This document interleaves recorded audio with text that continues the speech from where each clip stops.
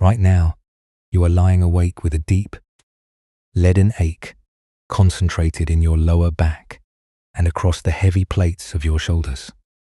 A physical tightness that comes from knowing you have to wake up tomorrow morning and continue a family performance, a business, or a legacy that you never chose and that is slowly killing your spirit. It is the specific suffocation of the inherited debt.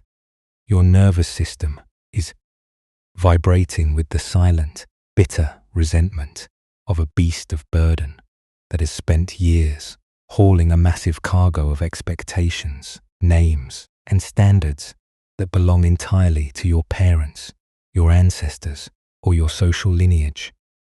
You feel a quiet, frozen terror that if you slow down, if you step out of the harness, or if you admit how hollowed out you have become, you will be the single, disgraceful link that broke the family chain. Your body is resting, but your mind is still straining against an invisible, waterlogged rope, trying to pull a heavy barge of ancestral pride up an endless, flooded river in the dark. The room around you holds a quiet, damp stillness tonight, carrying the sharp, clean scent of crushed willow bark and the heavy, earthy moisture of a riverbank settling after an autumn downpour. The window panes do not vibrate with the frantic demands of your family ledger, and the dark shadows stretching across the floor do not ask you to sign your name to any contract of dynamic achievement before the sun rises. There is a neutral, liquid ease to the shadows in this corner, a cold, dark safety that allows your ribs to drop their defensive armor without anyone arriving to measure your utility. The mattress beneath you is entirely indifferent to whether you are a magnificent successor or an exhausted deserter. It simply receives the dense, real weight of your bones, offering a steady, quiet harbor where the demand to carry the past is entirely suspended. If it feels right, take a slow breath into the deepest pocket of your abdomen, letting the skin across your belly expand horizontally without forcing your posture into a rigid stance of spiritual readiness. Right now, you do not need to force anything to change within your heart, and you do not have to invent an elaborate apology to justify your weariness to those who came before you. What you are feeling in this heavy, suffocating hour is not a sign that you are broken, and it is not a failure of your character or your capacity for love. This immense, bone-deep fatigue is the natural, honest protest of a spirit that has been forced to pull an unchosen vessel against the current for too long, like a thick, oil-soaked hemp line that has been stretched to its absolute breaking point under a cargo that belongs to merchants at the capital. Tonight, we will not force the mind to be silent, because a heart that is dragging 3 generations of expectations cannot be pacified by a simple command to forget the weight of the rope. There is a strange, liberating paradox at the center of this intergenerational burden, a surprising Buddhist insight that reveals itself when your shoulder is raw from the harness. The torment of carrying an inherited debt does not happen because you lack respect, nor does it mean you are a cold, ungrateful child who has forgotten the sacrifices of the past. The agony arises because the mind has fallen into the illusion of a permanent family identity, misinterpreting the natural gratitude we feel for our ancestors as an absolute command to duplicate their lives and complete their unfinished battles. We become so entangled in the mental formations passed down through our bloodstream that we mistake their ambitions for our own original nature. The wisdom of the unconditioned spirit reveals that you do not owe the sacrifice of your living bones to a dead man's design. True honor for your lineage does not mean turning your life into a drowning barge.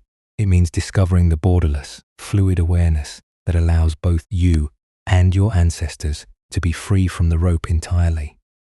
Dear friend, right now, maybe you have felt this too, the specific, isolating grief of sitting at a family gathering or a professional desk, smiling while your chest feels like a hollow shell, knowing that the person everyone is praising is just an elaborate costume you wear to keep from shattering their pride. We spend our youth weaving ourselves into dense ropes of duty, believing that our survival depends on our willingness to be harnessed to the family barge. When that cargo becomes too heavy, we do not question the size of the vessel.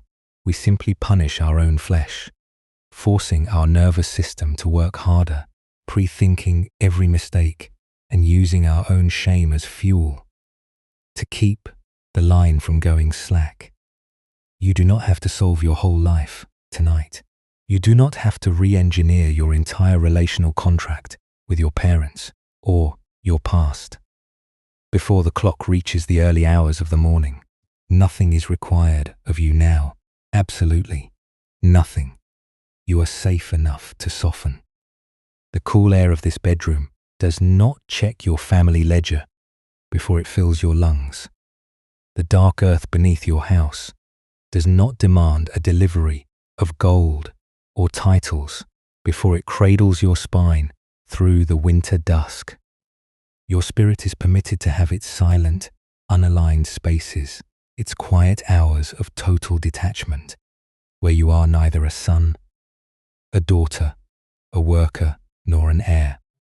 Your validity is not a cargo. You must deliver to the capital.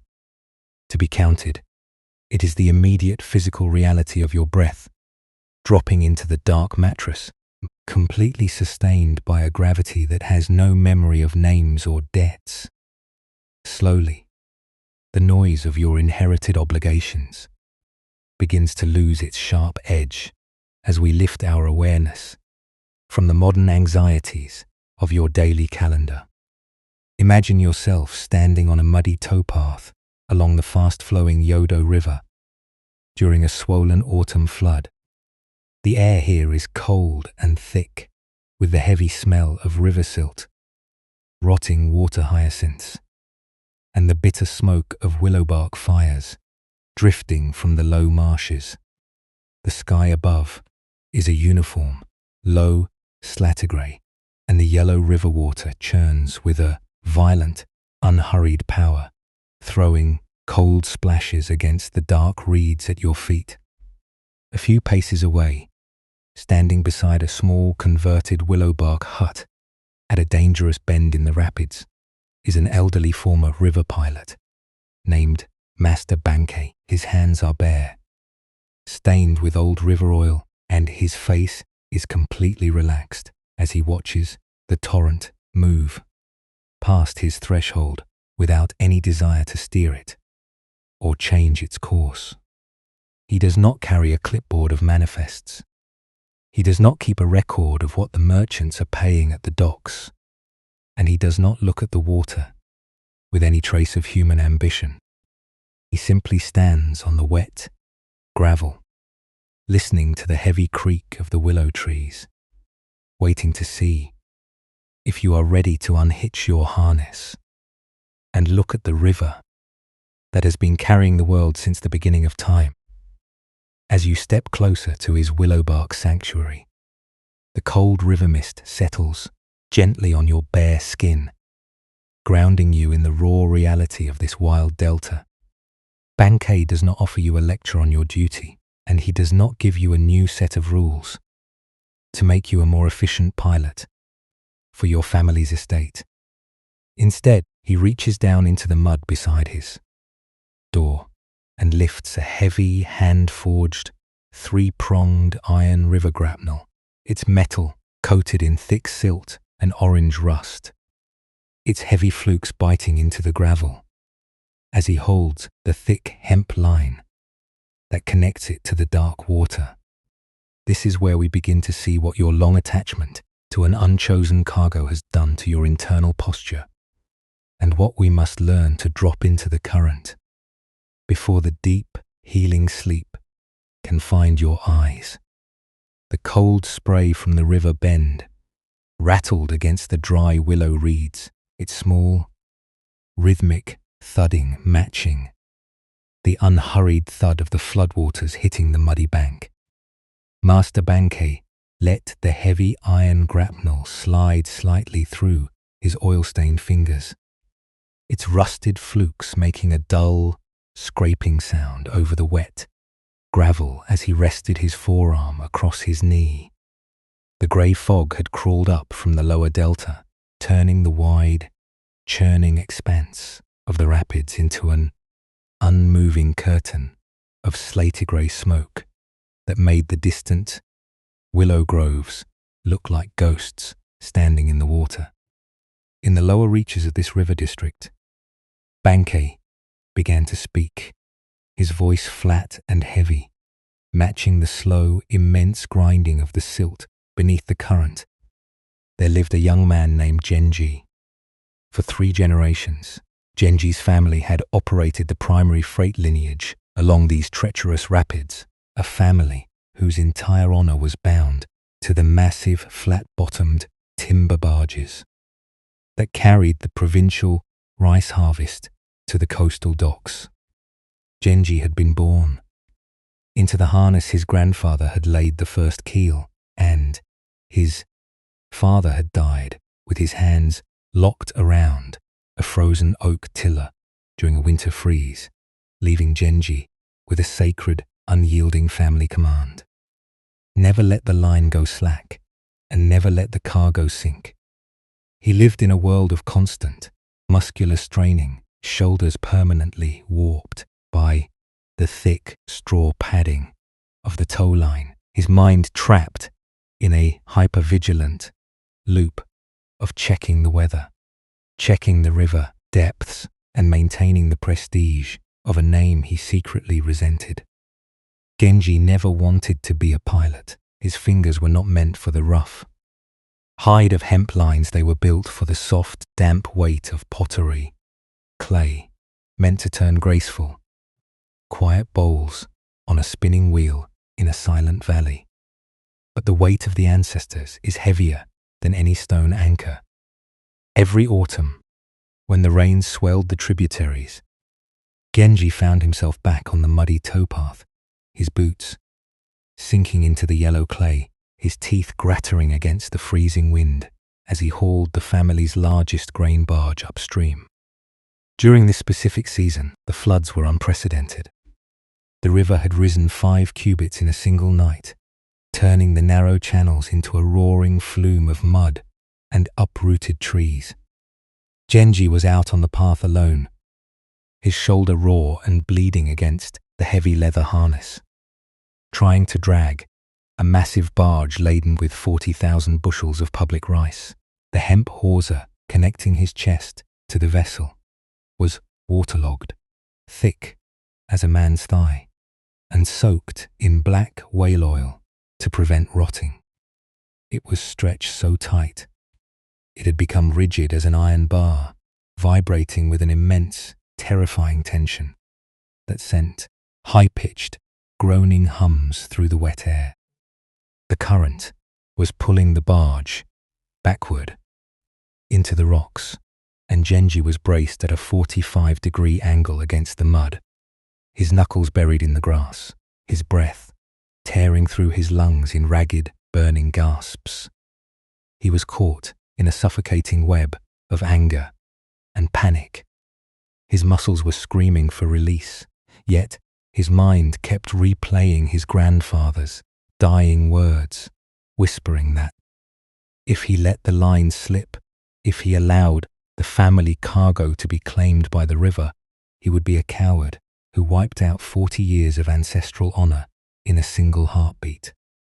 One afternoon, as the yellow foam began to crest over the bow of the distant barge, Genji reached the absolute end of his physical stamina. His knees were shaking. His spine felt like it was about to snap. under the immense leverage of the line. And that specific, suffocating despair filled his throat. The realization that his entire life was being crushed to death by an enterprise he had never chosen to build. It was then that Master Bankei walked out from his willowbark hut, carrying a long-handled wooden brush dipped in thick, black river mud from the shallows. He did not grab the rope to help Genji haul, and he did not bring a team of oxen to relieve the tension on the path. Instead, he walked directly to the straining man, stood over the taut, groaning hemp hawser, and with a single, unhurried sweep of his brush, painted a thick black mark directly across the center of the stretched fibers. "Look at this line," Genji, Bankei commanded softly, his unpolished voice carrying the slow mass of the riverbed. "Tell me whose hands are pulling the other end of this rope." Genji could barely speak, his eyes wide with pain, the sweat dripping from his chin into the yellow mud. "My grandfather's spirit is pulling it." "Master," Genji cried out, his voice cracking against the roar of the rapids, "my father's memory is in the hull. If I let go, 40 years of our family name will sink into the delta. I cannot let the lineage fail." Bankei stepped closer, his bare feet sinking into the wet clay beside Genji's boots. He did not argue with the young pilot's history, and he did not offer a grand philosophy about duty. Instead, he reached down and placed his bare hand flat over the single black mud mark he had painted on the rope, letting Genji feel the wet, cold dampness of the riverbed through the vibrating hemp. "The men who built this fleet are dead, Genji," Bankei said gently, pointing his brush toward the vast, neutral current that stretched toward the distant horizon. "The river does not read your family ledger, and the water does not care about the name painted on the bow. The cargo you are dying for belongs to merchants who are currently drinking warm wine in the capital, warm and safe behind dry screens. You have turned your living spine into an inanimate timber, trying to balance a scale that was broken before you were ever born. Your ancestors did not give you life so that you could become a drowned beast in a ditch. They gave you life so that you could know the water."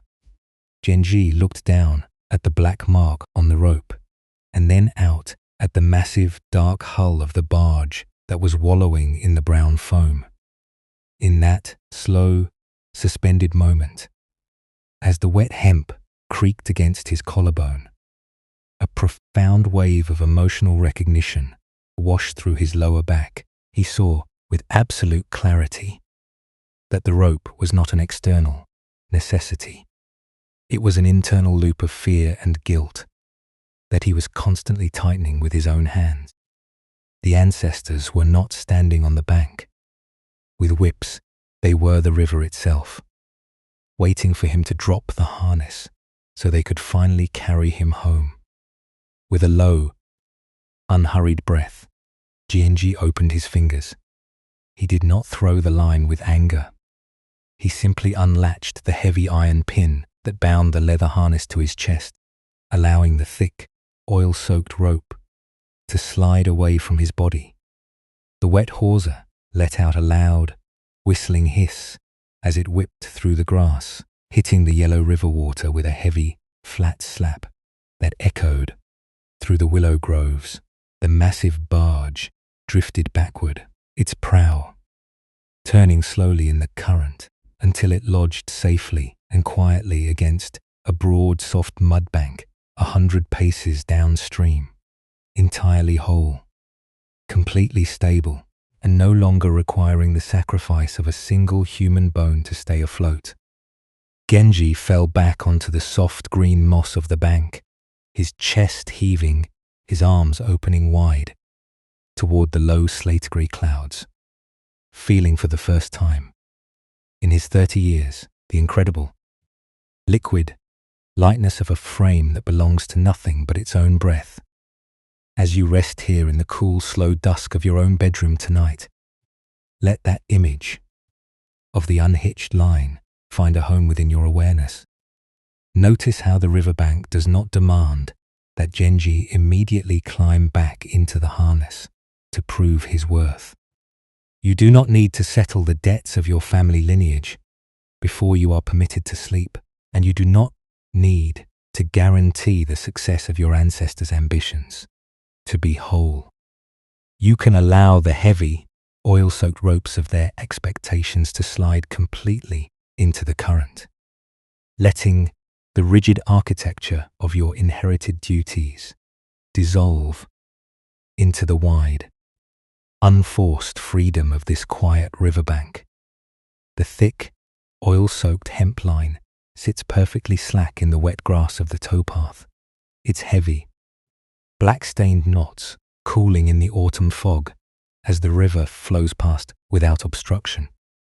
As we sit on this muddy bank, with the memory of that immense, liquid release, the image begins to press gently against the deep, leaden soreness that you are carrying across your lower back and shoulders tonight.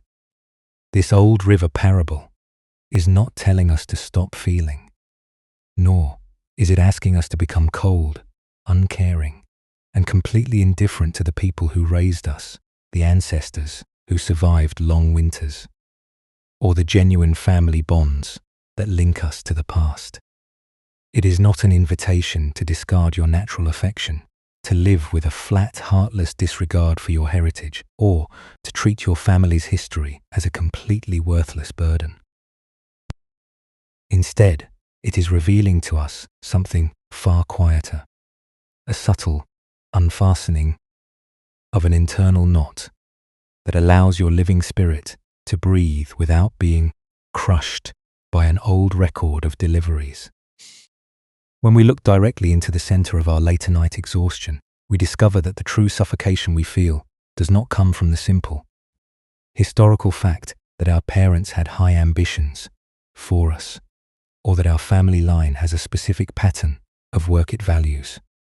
The acute suffering is generated entirely by the way the mind holds those facts in the quiet hours of the night, in the deep language of the heart. What we often call attachment is that tight, desperate clenching in your solar plexus that insists, if I do not fulfill every uncompleted dream of my parents, if I do not maintain this exact professional status, or if I choose a path that confuses my family, I am a source of absolute shame.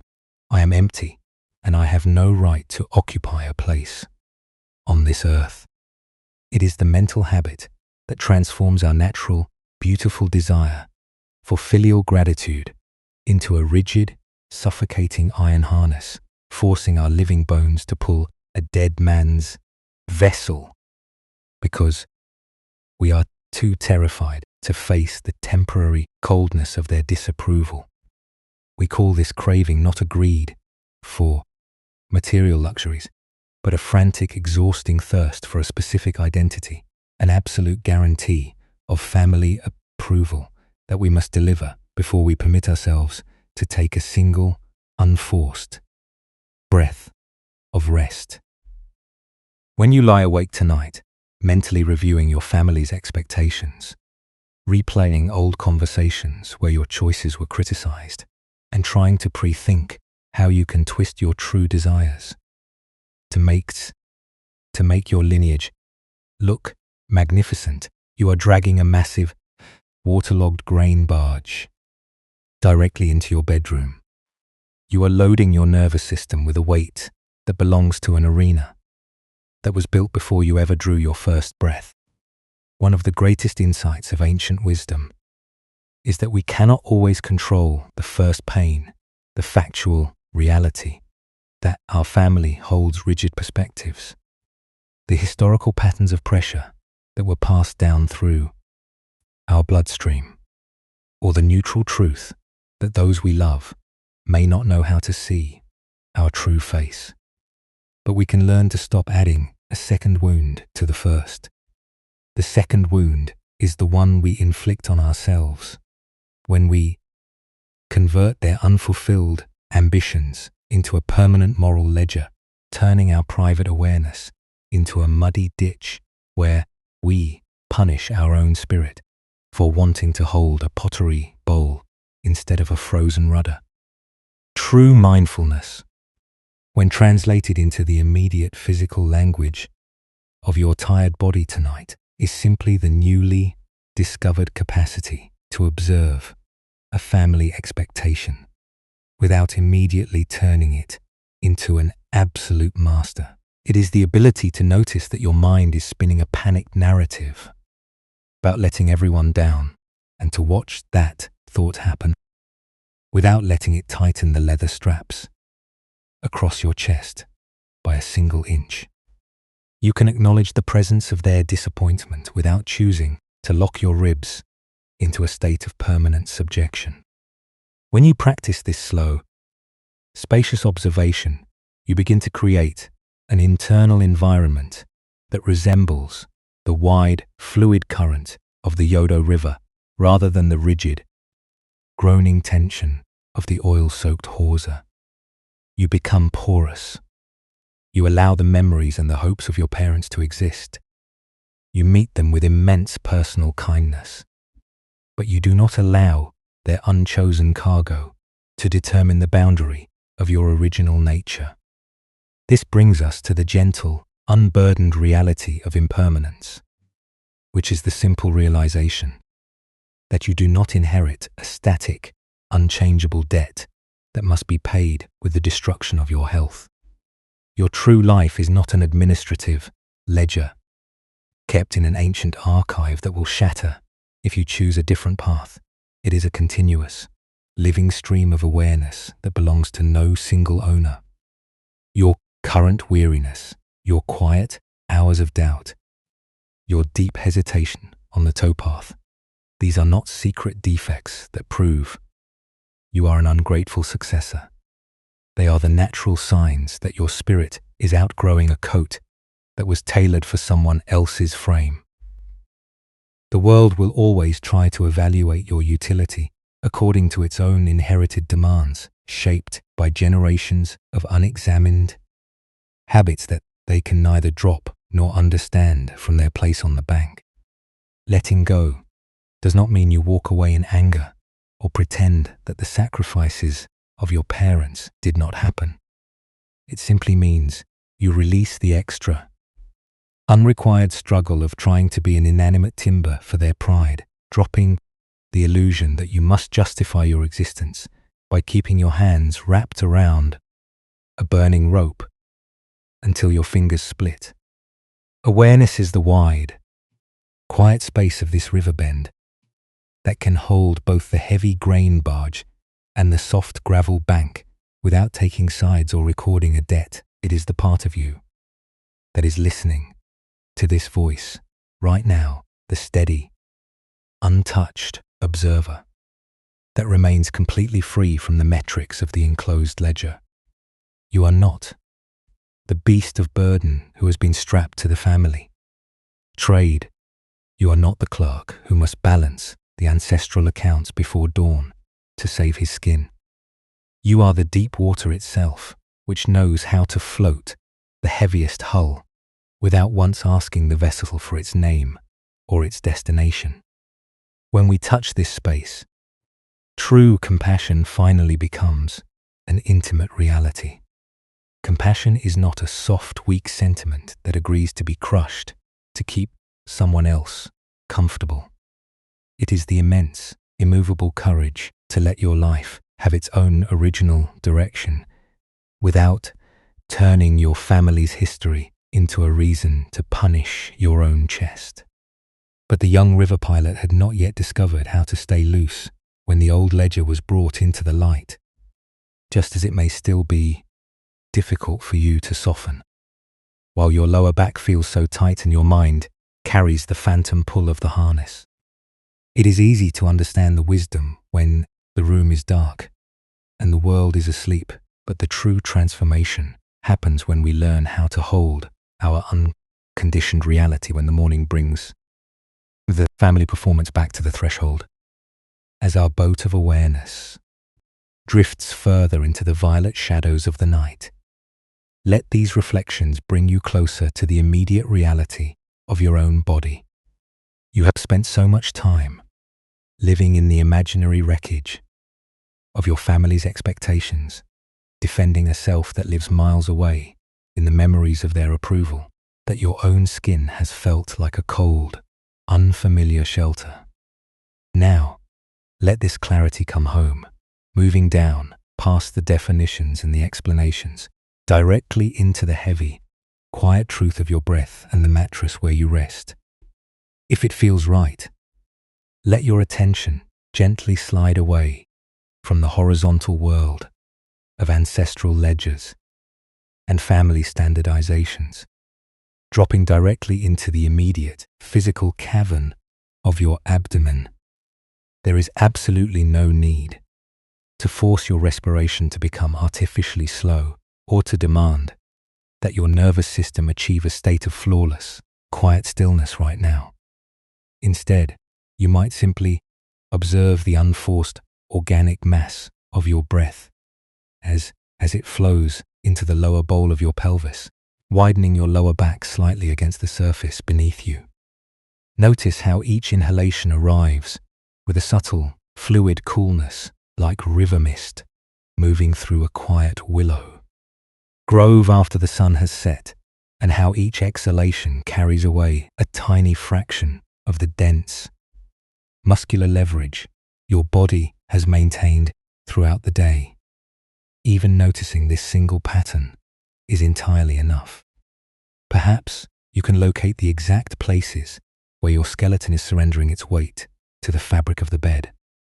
Feel the heavy, broad plates of your shoulders sinking down, the flat expanses of your thighs relaxing, and the back of your head resting fully in its place. As you follow the rhythm of your chest, see if you can invite the very small muscles around your solar plexus to unlatch. There is an ancient, tight guarding. We hold there a subtle clenching of the belly that comes from constantly bracing ourselves against the fear of being an ungrateful successor, trying to pull a weight that was never ours to resolve. Let that armor drop. Allow the skin across your forehead and between your eyebrows to become smooth and soft, like the surface of a dark, uncarved piece of river timber when the heavy current completely drops away in a shallow pool. Now, without any trace of frustration or self-judgment, notice one specific scenario, memory, or upcoming family gathering that has been persistently asking for your energy tonight. It might be the remembered shadow of a conversation where your career choices were met with cold silence, the heavy anxiety of an inherited responsibility stretching ahead of you, or that low-grade alarm that whispers, you must sacrifice your health to keep the family lineage from shattering. Do not try to push this mental visitor out of the room, and do not try to use your willpower to crush it. If we fight our sense of inherited pressure, we are merely pulling harder on the lines, causing the tension in our spirit to scream more frantically against our bones. Instead, just let this thought be seen, exactly as it is, holding it with a quiet, spacious permission. Imagine that you are looking at the long, oil-soaked hemp rope that runs from the center of your stomach out into the dark water where the unchosen barge floats. Feel the dry, rough texture of its fibers, and notice the heavy iron pin that fastens the leather harness to your chest, holding you under constant, agonizing leverage for decades. In your mind's eye, see yourself reaching down, your hands completely empty, and gently beginning to ease that thick iron pin out of its socket. You do not need to pull it with violence or anger. You are simply untying the tight enclosures that have kept your chest under constant pressure. Watch the heavy pin slide out of the frame, falling silently into the yellow clay at your feet. Watch the thick rope loosen its grip, sliding off your shoulders until your bare skin is exposed to the cool river air. Notice what happens as you hold this image in your imagination. You do not need to construct a new defense, and you do not need to replace the missing line with fresh wire. You are simply the observer, looking directly at the slack rope without allowing its old cargo to drag your living spine into the ditch. The barge belongs to the capital. The ledger belongs to the merchants. You are simply the space that allows both the water and the bank to exist.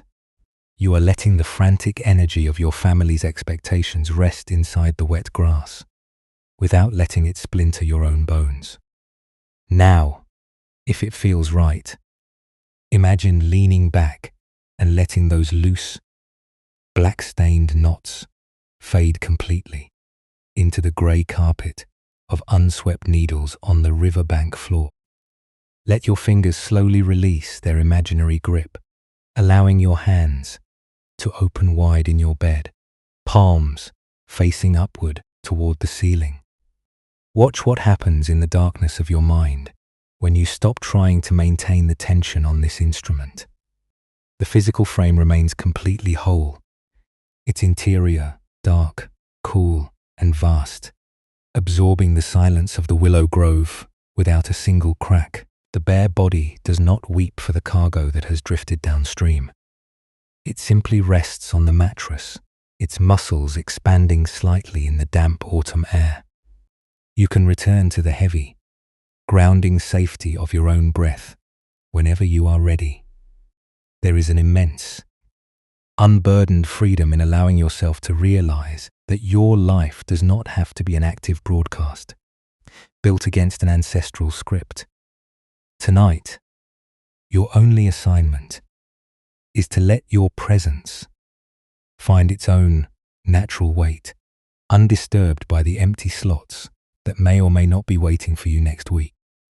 You do not need to discover your next great purpose before the sun rises, and you do not have to force a sudden emotional breakthrough, simply resting your attention on the unhurried edge of your own skin is a profound form of wisdom. You are drawing your energy back from the busy workshop, allowing the internal mass of your spirit to pool in your chest, soft, dark, and perfectly valid in its own quiet space. But the old river pilot has not finished his work on the bank, and the young potter's transformation had a much deeper layer to reveal when the threshold of the willow hut became slick with the late autumn frost. In a moment, this journey will take us into a season of deep transition, where we will discover how a simple hollow tube can hold the world without ever producing a single note for an emperor. For now, let your ribs expand into the cool, dark room, feeling the absolute luxury of being completely unstrung by anyone, anywhere, for the rest of this night. The slater-grey twilight outside the willow-bark hut grew heavier, casting long, unmoving shadows of the square timber rafters across the damp earth floorboards where Genji sat. The autumn wind continued its slow, steady scratching of dead leaves against the stone base of the ridge, a flat, dry, ticking sound that marked the quiet peeling away of the old landscape. When the first severe frost finally locked the lower river trails, Master Bankei continued, his voice dropping into a lower, warmer register that seemed to vibrate directly through the unpainted wood of the pavilion. Genji stayed in his roofless shelter. He had dropped his desperate focus on the vanished towing harness, and he had looked at the borderless sky at the edge of the cliff. Yet the deep vacuum of his empty weeks still pulled fiercely at the muscles of his throat. The panic of his missing walls did not instantly vanish just because he understood the lesson of the unhitched line. It merely changed its shape, transforming from an active terror into a heavy, leaden sorrow that sat on his chest every morning before the sun rose. He spent his hours wandering the perimeter of the skeletal building, watching the clouds move through the open studs, feeling like a ghost whose world had been stolen by the earth itself. One evening, an older magistrate from the provincial court arrived at the high ridge, his pack loaded with heavy leather scrolls and official seals. From the southern valleys, he carried a dynamic offer from the regional council. The governor's family had cleared the landslide mud. They were building a massive, modern river freight compound on the lower terraces, and they were looking for the old master pilot's lineage to return, sign their new ledger, and oversee the complex water gates once more. For Genji, this was the exact moment his old identity screamed for its resurrection. His heart pounded against his ribs with a sudden, violent heat. His mind immediately began to loop through 1,000 planning scripts, remembering the precise placement of the cargo manifests, the high status he had held, and the daily validation he had lost. The warm enclosures felt real again, and he took a step toward his hemp sandals, ready to reclaim the framework that had defined his existence. But as he looked down at his callous thumbs, he saw the deep, permanent grooves left by 30 years of sliding the heavy wicker panels. And he looked out at the skeletal framework of the deserted shed, which was currently standing bare and silver under the grey sky. He stopped at the threshold, his chest locking tight, as he realized that the person who had lived inside those closed walls no longer existed. The old security was an illusion, and trying to rebuild it would be like trying to nail dry paper screens onto the wind. The invitation from the council was not a cure. It was a cage, calling him back into a small room. Master Bankei walked out into the freezing dusk, his hands tucked into his wide sleeves, and looked at the aging builder, whose body was trembling with the intense friction of his choice. He did not tell him to stay, and he did not mock his desire for his old comfort. Instead, he led him to the far northeastern corner of the skeletal shed, where the wall had been completely open to the mountain weather for more than 5 winters. He pointed his bare finger toward a small, split bamboo cargo ledger resting on a rotted cedar block, a miniature book that had been cracked by the frost and blackened by years of charcoal ink. Look closely at this bamboo ledger, Genji, the old overseer, instructed softly, his voice carrying the slow mass of the riverbed. It was once the most critical object in the provincial hatchery, used to maintain the precise, intense heat required for the fragile spring silkworm eggs. It was lined with polished bronze, sealed against the outer wind, and crowded with expensive fuel that decided the wealth of the entire district. In those years, it was guarded like a treasure, and its utility was known to every clerk in the capital. Genji stepped under the bare rafters, here, his breath forming a faint white cloud as he stared at the weathered wood. The red-bound cord has completely peeled away, Master, and the charcoal is gone, the sides are split, and it is entirely cold. It cannot record a single delivery now.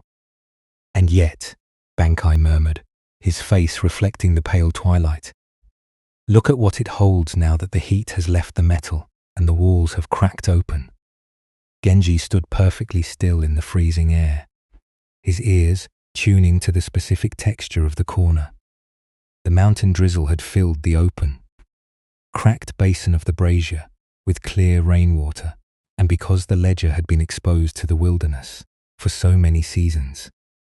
A small, wild mountain fern had taken root in the damp soot at the bottom. Its delicate green frills were expanding beautifully in the cold grey light, thriving, precisely because the walls of the vessel had split and the intense, artificial heat had died away. The ledger was no longer an instrument of controlled production. It had become a simple nest, holding a life it could never have planned or manufactured within its old boundaries. Genji looked from the wild fern down to his own empty palms, and a quiet, disciplined realization finally settled into the marrow of his bones. He did not become magically perfect, and the grief of his sudden structural loss did not instantly vanish from his memory. The hurt of being discarded by the lineage remained a real scar on his history, a factual mark that he did not pretend was joyful, but he chose to make one small, subtle shift within his own chest. He took a long, slow breath of the frost-chilled air, letting his lungs fill completely, and he stopped the habit of treating his thoughts of irrelevance as the truth of his identity. He turned to the older magistrate and gently returned the invitation, choosing to sit with the uncertainty of his bare, unrecorded mountain life rather than running back to the safety of an old performance. He was forgiving his history for changing, letting go of the need to be a master of enclosures and choosing to inhabit the sacred vacuum of the present moment. He was no longer trying to be the closed vessel that maintained an artificial heat. He was resting as the open frame that let the mountain wind and the wild fern grow straight through its heart. As you lie here in the absolute quiet of your own room tonight, let that image of the rain-filled copper brazier settle into the deep soil of your awareness. Notice how it does not apologize for its missing warmth, and how it does not try to manufacture a new charcoal fire to make itself feel useful again. You do not need to secure a new structure before the morning arrives, and you do not need to prove your legitimacy by rebuilding the rooms that have already been dismantled by time. You can allow the empty spaces of your life to remain completely open, trusting that the capacity to hold the horizon is already woven into the very fabric of your skeletal being.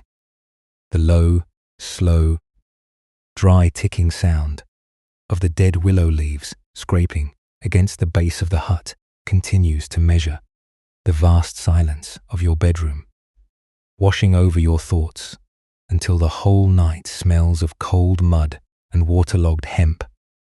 As you lie perfectly still in this blue sanctuary of shadow, we can begin to look directly into the complex, exhausting mechanism that keeps your mind running a secret trial while the rest of the world is asleep. It is not the external demands of your family lineage or the actual weight of the inherited responsibility that drains your spirit of its natural joy. The deep fatigue you carry is born from the relentless internal friction of self-judgment, that constant, defensive habit of trying to fix your unchosen path through a quiet, burning sense of shame. When you spend your midnight hours replaying past choices, checking your history for the exact moment you failed to meet an ancestral standard, and rehearsing your explanations for tomorrow, you are engaging in a fierce, silent resistance to your own human nature. You are operating under the painful, mistaken belief that if you do not monitor your family performance with absolute cruelty, you will somehow be cast into a state of total disgrace. This desperate need for approval turns your mind into a frantic river pilot who is constantly pulling a broken tow line, trying to haul an impossible cargo across a dry path just to prove he isn't useless. You allow the expectations and the silent judgments of your parents to become a permanent verdict on your right to exist, turning your temporary state of transition into a heavy, static deficit.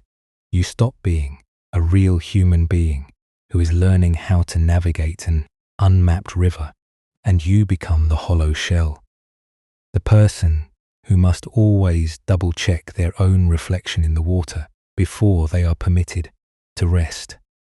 This is where the ancient, clear-sighted psychology of Buddhist wisdom offers a profound doorway out of your self-made prison, speaking directly to the immediate ache of your heart without a single word of academic jargon. The teachings show us that every life is touched by two entirely distinct forms of pain.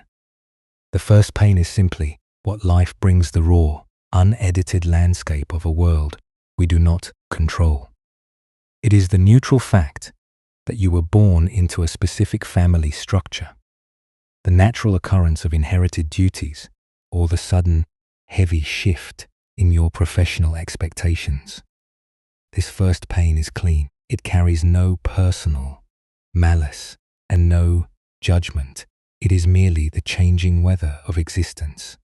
It is like the heavy, split bamboo ledger resting cold and empty on the rotted cedar block. The second pain, however, is entirely what the mind throws over that open vessel. The second pain is the bitter layer of self-condemnation, panic and comparison that we pour into our own blanks. It is the voice that insists your exhaustion is a crime and that you must build a new ironclad persona to hide your ordinary vulnerability from those who carry your name. We cannot always stop the first pain. We cannot force our family to understand our true desires, nor can we prevent the natural movement of time from dismantling the businesses we were expected to preserve. But we can absolutely learn to stop feeding the second pain. We can refuse to let our thoughts turn a simple moment of human weariness into an indictment of our entire soul. True peace, when met in the deep darkness of this room tonight, is never the complete absence of difficulty. It is not an imaginary, pristine harbor where your family is always satisfied and your structural security never wavers. Peace is simply a fundamentally altered relationship with that difficulty. It means looking at the bare, unroofed surfaces of your life and choosing to meet them the way the wet grass meets the muddy towpath. It means letting your presence be exactly as heavy and unpolished as it is right now, without converting that empty space into a reason to doubt your own capacity to hold the horizon. When you allow your unique stream to flow without the added torment of trying to force a dead note from a broken wire, the tightness in your throat begins to dissolve like wet soot falling away from the old ledger. Have you ever wondered what happens when you simply grant your presence permission to be unenclosed by a family name? What happens when you drop the requirement to prove your legitimacy before you allow your body to surrender to the bed? The universe does not collapse when you step out of the horizontal workshop of your own self-monitoring. It simply continues its ancient, unhurried growth without your panic, your drive to constantly rehearse. Your adequacy is not proof of your integrity. It is merely a fearful attempt to protect an imaginary self from the deep, beautiful vulnerability of being alive. As we allow these truths to sink through the layers of your exhaustion, the sharp, analytical quality of your thoughts begins to lose its grip on your chest. You are not required to be a finished masterpiece for your lineage, and you do not need to pretend that your invisibility feels pleasant to your skin. It is simply the current texture of your ground. In a moment, we will look at how this ancient clarity shows up in the small, ordinary frictions of your next afternoon. But for right now, let your shoulders sink heavily into the mattress, feeling the immense relief of knowing that you do not have to be a certified successor to be whole. You are allowed to be the hollow frame that let the river wind pass straight through. Now let this ancient clarity step down from the high river towpath and enter the concrete, noisy spaces of your modern daily life, moving out of the skeletal shelters and directly into the small, fragmented moments that test your spirit between sunrise and dusk. True inner alignment is not something we save for a quiet walk near a rain-filled bamboo ledger. It is practiced in the very ordinary, friction-filled intervals of your routine. It is found in that brief, suspended second before you unlock your phone to check for a reassurance text that hasn't arrived, or when you are sitting at your kitchen table late at night staring at a blank calendar page, trying to maintain a brave face while feeling an immense, cold heaviness inside your stomach. Think of how many times a day your internal pillars begin to groan and splinter because you are tracking the visible stability of people on a screen, or because you are trying to manage the unexpressed moods of a partner, an employer, or an entire family group. We spend our precious hours replaying an accidental mistake we made during an afternoon conversation, or comparing our vulnerable, hidden transition with the polished, loud arrivals of those who seem to move through their lives without a single season of structural collapse. We carry a constant, phantom guilt that tells us we are permanently lagging behind, that our current invisibility is proof of deficiency, and that any hour we spend resting must somehow be paid for through a prior state of complete emotional collapse. We smile while feeling heavy inside, pretending to be completely okay with the clearing of our landscape, when, in reality, our chest feels like a drafty, empty corridor. But look at what happens when you bring the memory of the unhitched hemp line into these small, vibrating moments of your afternoon. You begin to realize that a single breath taken before you respond to an aggressive family demand is not just a pause, it is a profound form of personal wisdom. It is the moment you step out of the hyper-controlled hatchery of your mind. You are choosing to care deeply about your world, your people, and your goals without gripping their outcomes so tightly that you tear your own skin. You can offer your love to a relationship or your dedication to a new path without allowing the frantic speed of the market to dictate the rhythm of your heart. Not every urgent thought that crosses your mind deserves your blind obedience, and not every heavy feeling you experience is a command to go out and rebuild your entire destiny on a broken foundation. When your mind whispers that you are failing because someone else has achieved their perfect family structure early, you can treat that thought like wind striking the open timber studs. Let it exist. Let it be cold. Let it be exactly what it is. But let it flow past your center and drop down into the valley without altering the deep, natural resonance of your life. You do not have to build an entire monument of new anxieties around every worry that flies your way. You can want rest without needing to justify its necessity to anyone, including your own internal critic. You do not need to wait until your body breaks or your mind goes completely numb before you are permitted to set down the heavy building material. Rest is not a luxury you earn by matching the hardness of the governor's walls. It is the natural, quiet ground that allows your unique nature to survive the winter freeze. When you step back from the urge to protect yourself against every future evaluation, you are not abandoning your safety. You are simply ensuring that there will be a living, unpolished center left beneath the frost to hold the wild green fern when the real wind arrives. Tomorrow, when the alerts flash, or when you feel the old impulse to check your phone for external validation, remember that your life is allowed to be unroofed. You can look at the rigid fortifications across the valley with immense kindness. You can celebrate their stability, but you do not need to freeze your own river to match their layout. You can establish a clear, quiet boundary within yourself that says, they are standing with their closed rooms, but I am learning the strength that knows how to hold the horizon without a single panel.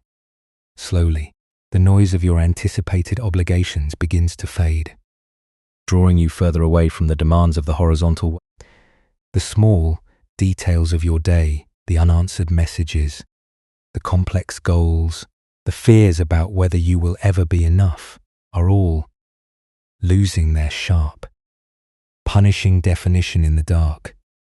In a moment, our journey will reach its final, deepest destination, where the internal trial drops its boundaries entirely and dissolves into the absolute stillness of the earth. Let the weight of your balance slide down into the floorboards, knowing that for the next few hours, your unrefined reality is the most resilient thing you possess. The low, slow, dry ticking sound of the dead willow leaves scraping against the base of the hut has dropped its voice entirely now, leaving the dark river bend in a state of absolute, unmoving silence. Every rigid calculation you tried to balance over the tomorrow of your life has begun to unhook, detaching itself from the beams of your mind and sliding silently into the deep, muddy channels where the old tools are left to rest. The artificial hatcheries have been entirely dismantled, for the frantic builder within your own thoughts has finally set down the heavy wicker frames, allowing the current of your spirit to pool in the open, skeletal framework where no metrics exist and no one is coming to inspect the ledger count. Your breathing has become very quiet now, a slow, deep softening that feels less like an intentional effort and more like a cool mist slowly passing through a roofless willow grove at midnight. With each long, unhurried release of air, your limbs are becoming heavier, sinking into the mattress as if the clay of your body is finally remembering its connection to the bare earthen floorboards that know exactly how to find their own grounding without a single wall. The fine vibrating fractures that you carried through the busy afternoon are closing, sealed by the absolute darkness and the thick, protective boundary of this silent room. There is nothing left to build. The ancient timber joints of your inner house have been relieved of their unchosen burden, resting on a foundation that has no urgency, supporting nothing but the deep, velvety blackness of a night that has forgotten how to calibrate the river. You have been given full, unconditional permission to be entirely unroofed tonight.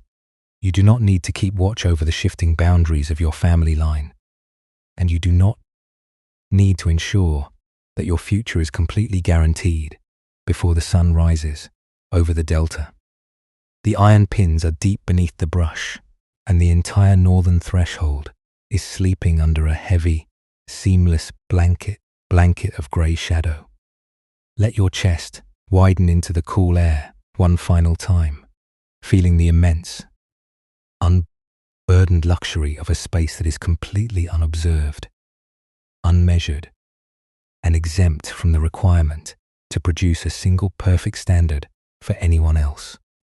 The obligations of your next year have been released from your fingers, The timelines you feared have been dropped into the river mud. The roles you played to maintain an appearance of absolute stability have been left on the wet trail. You are allowed to stop solving your whole life for tonight. You are allowed to return to the deep, unrefined stillness that existed before you ever learned how to turn your wide-open blanks into an inherited debt. The bed beneath you is completely steady, a solid foundation of ancient rock and dark silt that requires no bracing or engineering from your tired brain. Let the truths you have heard tonight sink, past your analytical thoughts, past your self-judgments, down into the deepest marrow of your bones, turning into a heavy, silent mass that will keep your core intact without requiring a single panel. The night is wide, the water is cold, and your unpainted nature is entirely valid in its willingness to hold the empty air without a roof. As the final embers of your vigilance turn to cool ash, the image of Master Bankei and the young pilot Genji dissolves entirely into the dark wood of your room. The high ridge is gone, the split bamboo ledger is gone, and the heavy copper brazier has vanished into the evening mist. There is only this mattress, this rising chest, and the vast, unburdened spaciousness of a spirit that has finally stopped trying to measure its own worth by its enclosures. Sleep is not a destination you must earn by proving your right to be visible. It is simply the natural grounding of the skeletal frame when the darkness becomes total. Let the night fold over you like damp river earth over an unroofed cedar block. And as you drift into that deep, undisturbed stillness where no calculations can reach you, let your heart rest in the absolute safety of its own unhurried mass, knowing that the river has never required a paper screen to turn the open sky into a sacred sanctuary. What if the vast, cold clearing you have been trying to flee with new walls is actually the unconfined theatre where your soul finally learns how to expand without an edge? The dark, unmoving silence of the river bend holds that final question with the absolute patience of the ancient valley, letting its resonance spread across your awareness like thin mountain water settling into the cracks of dry wood. There is no urgency to provide an answer, no deadline to meet before the light returns, and no internal clerk standing by to record whether you have found a way to bridge the gap. The very structure of your striving has dissolved into this velvety dusk, allowing the muscles behind your eyes and beneath your jaw to drop their long nocturnal vigil. You are no longer required to map the wilderness that stretches out past the foot of your bed, nor do you have to guarantee that the spaces left behind by your vanished roles will ever be filled with the things you used to possess. You can feel the heavy, grounding truth of this surrender flowing into your chest, a cool, horizontal widening that knows how to exist without a single boundary to keep it from spilling into the dark. We spend so much of our vital energy believing that to be wide open is to be entirely unprotected, viewing our empty seasons as a terrifying proof that the universe has somehow abandoned us to the storm. We mistake our paper screens for real shields, and when the natural movement of change sweeps them down the ridge, we treat our raw, unroofed skin as a profound moral failure.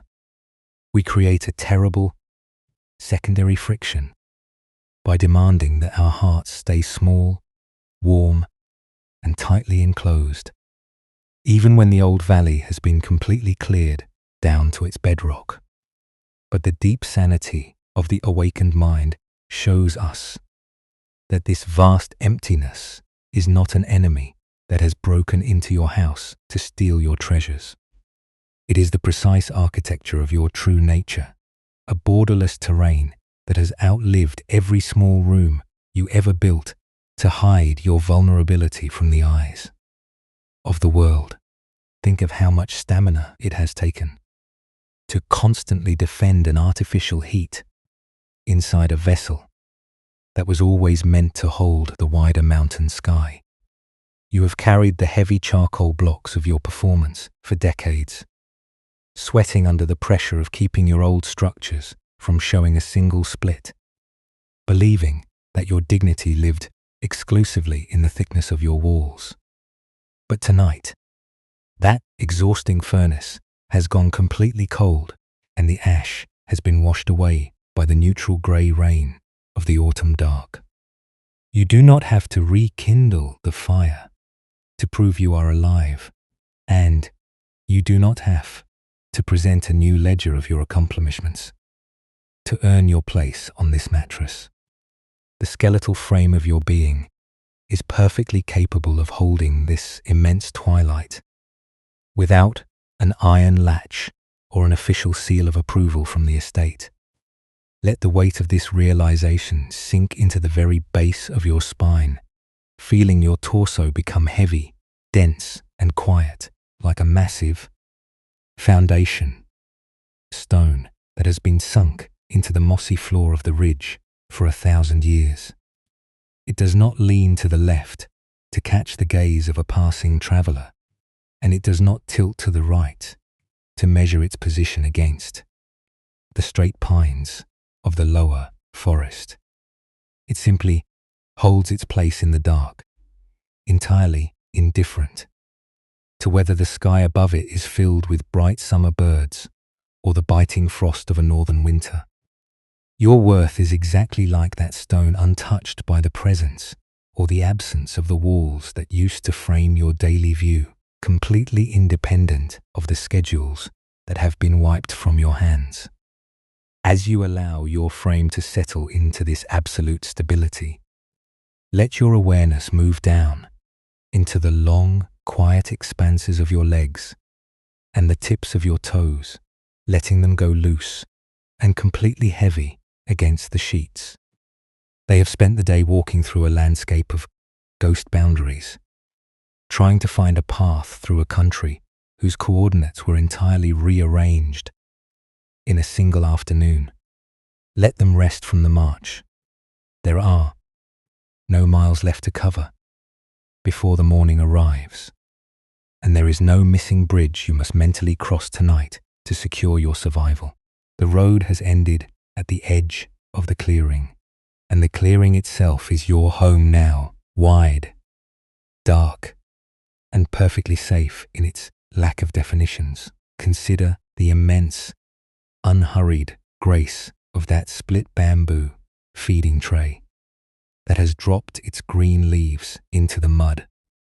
It does not look up at the mountain with a burning sense of shame, because it is no longer crowded with the spinning work of the harvest. It has allowed the rain to wash its fibers clean, and it has accepted the moss as its new bedding, finding its ultimate purpose not in what it can carry for a governor, but in its willingness to lie flat under the open sky. When the old anxieties try to wake your mind with whispers, you can meet them with that same spacious indifference. You can look at the thoughts of your lost status as simple, cold clouds passing through your open rafters, letting them move from one horizon to the other, without allowing them to leave a single scratch of doubt on your center. The air around your temples feels increasingly deep, soft, and unmoving, like a thick layer of wet moss that has wrapped itself around the base of the old timber posts to quiet the vibration of the wind. The rhythm of your breathing has settled into an ancient, slow tide that belongs to the ridge itself, a neutral, comforting, rising and falling that requires no management or intervention from your analytical brain. It is the very pulse of the unconfined space, the steady, rhythmic expansion of an identity that has outgrown its enclosures and is finally learning how to rest in its own borderless mass. You can let go of the blueprint entirely. You can drop the need to have a clear description for who you will be when the sun reaches the eastern peaks. You do not have to build a single wall before you are permitted to slide into the deep, dark well of this sleep. Your life is allowed to remain unfinished, unpainted, and beautifully exposed to the night, for the sky does not require a roof before it grants you its absolute protection. Let your consciousness dissolve into that vast, dark reservoir beneath the ridge, slipping past the layers of grey stone and cold pine roots, down into the unmapped silence, where all individual names are forgotten and only the boundless peace of the earth remains. You are no longer the master breeder trying to govern the heat of an artificial world.